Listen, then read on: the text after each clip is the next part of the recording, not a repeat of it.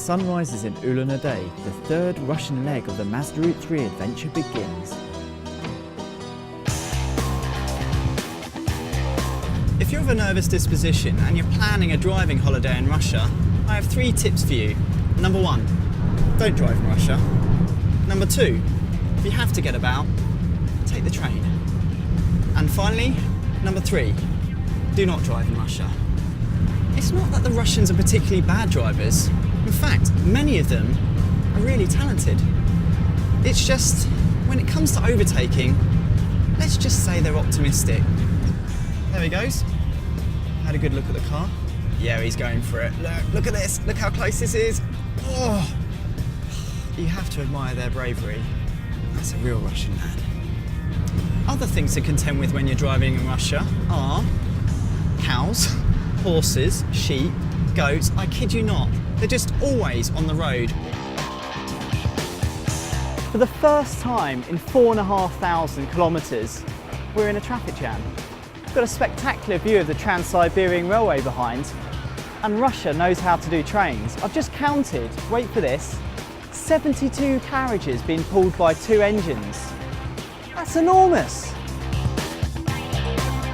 So since we've been in Russia, we've seen pretty wild driving at times, but so far we haven't seen an accident until now. We've just come round the corner and there's an HGV just over there lying on its side. I can only imagine that he just came into the corner too fast, but luckily everybody's okay. But it just goes to show that these roads do not suffer fools.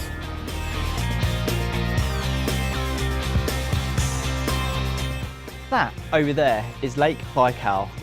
Now, I should be telling you that that is the world's largest lake, has 1/5 of the world's unfrozen pure water, has a biodiversity unmatched by any stretch of water. But I've just heard the coolest thing. Divers out there have seen space aliens underwater, 5-metre talls, iridescent creatures. How cool is that? We're not the only one enjoying our drive in the Mazda Route3. To experience Siberia in the summer is just phenomenal. Last year I was here in Siberia in the Balkai doing a race. It's over 250k running over the ice in winter, not in the summer. We had like minus 25 to over 30 plus strong winds. So it's a completely different view. It's massive and beautiful, you know. And it's just, I mean, the roads here in winter are just covered with ice and snow. The trees, everything is just white. And now in summer, it's just phenomenal. So far so good on the third Russian leg of the Mazda Route3, as all the cars survived the very worst Siberian roads can throw at us. Only 10,000 kilometres to go.